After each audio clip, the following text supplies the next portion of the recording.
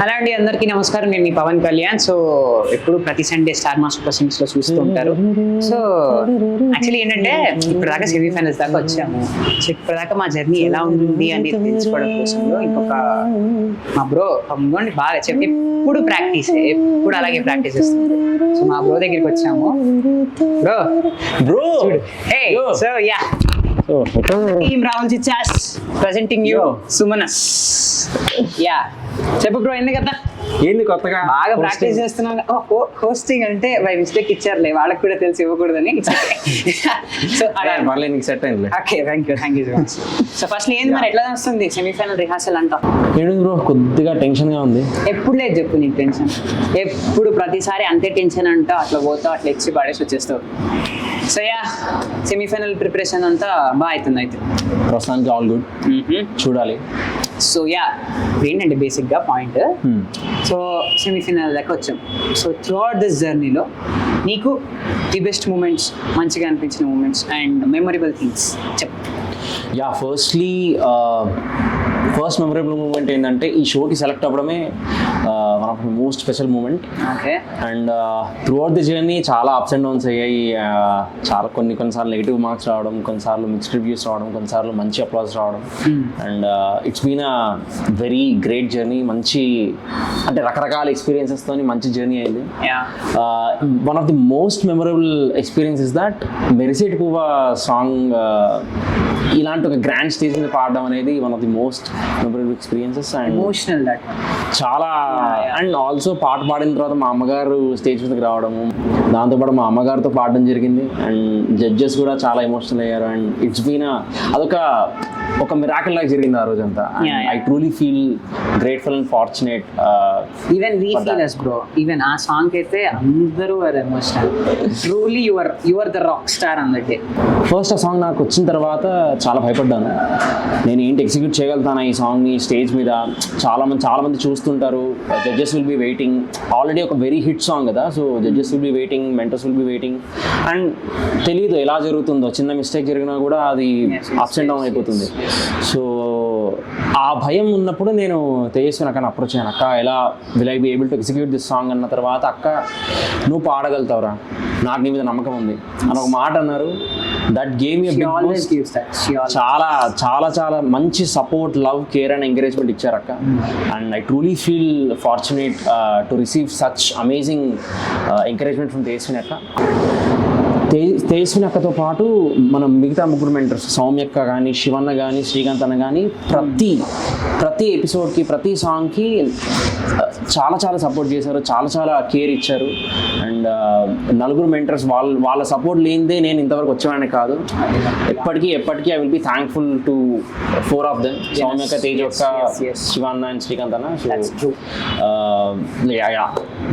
So నా పర్ఫార్మెన్సెస్కి వాళ్ళు ఒక పిల్లర్ లాగా నిల్చున్నారు నలుగురు.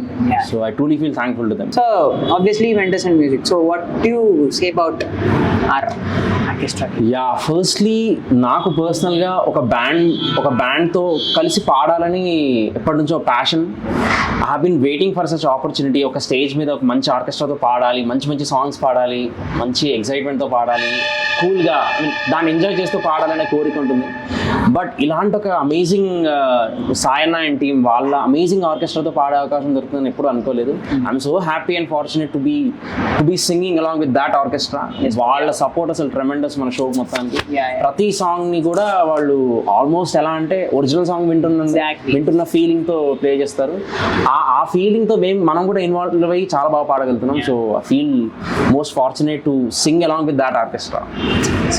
ప్రతి కంటెస్టెంట్ స్టేజ్ ముందు పర్ఫామ్ చేయముందు ఒక టెన్షన్ ఉంటుంది. సో వీళ్ళు క్రియేట్ చేసే కంటెంట్ మా టెన్షన్స్ అన్నిటిని అలా ఫ్రీజ్ చేసేస్తే. So very thankful to the Department of Play Media Creations and also the costume department and the entire production team. Thank you so much.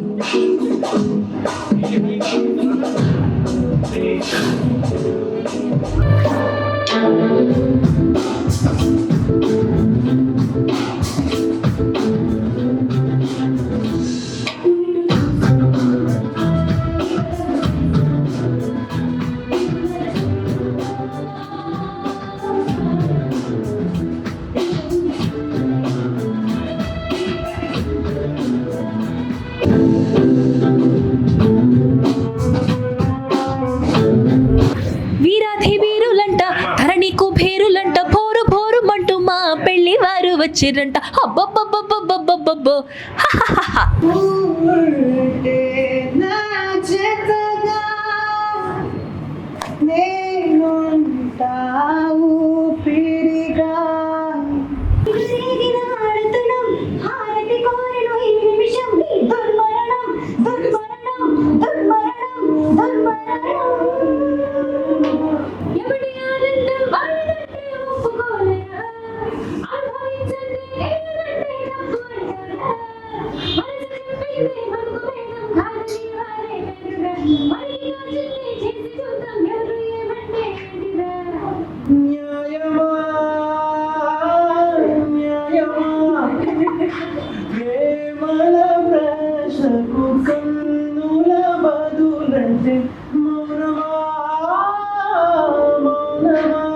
శివన్నయ్య, నేను నీ టీంలోకి రావడం నీకు ఎలా అనిపిస్తుంది?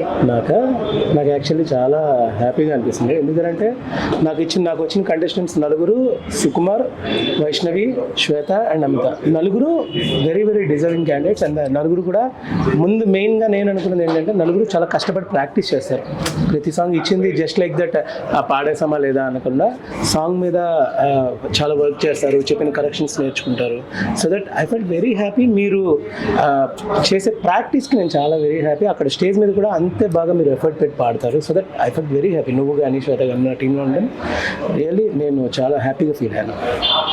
What do you feel if we make any mistakes on stage, Anna?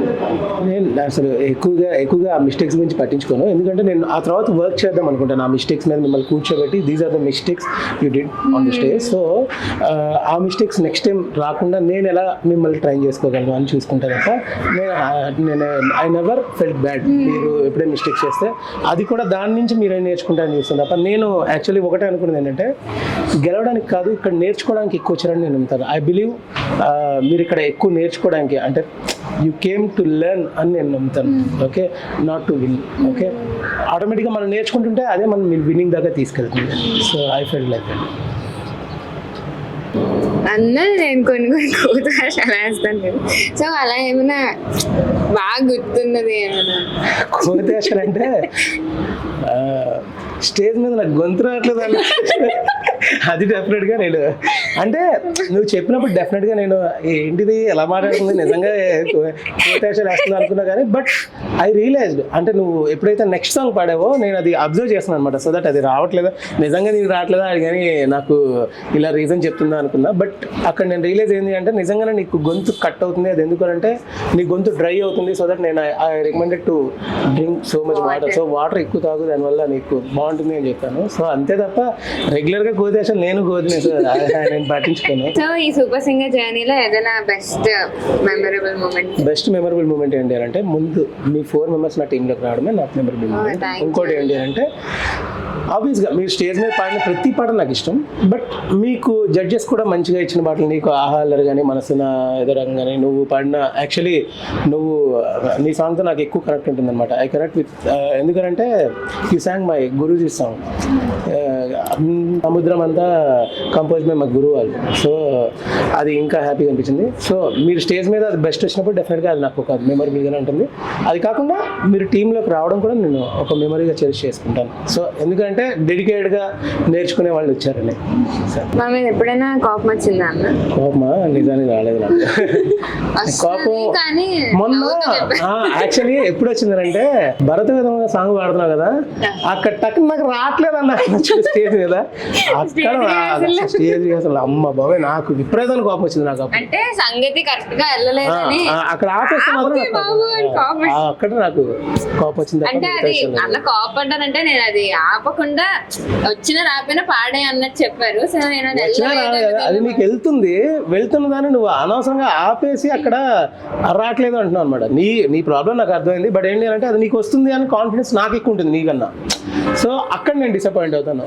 Same thing నీతో కూడా నాకు when your singing రారా that transition note you little bit sharp, so that's I felt that time అంతే.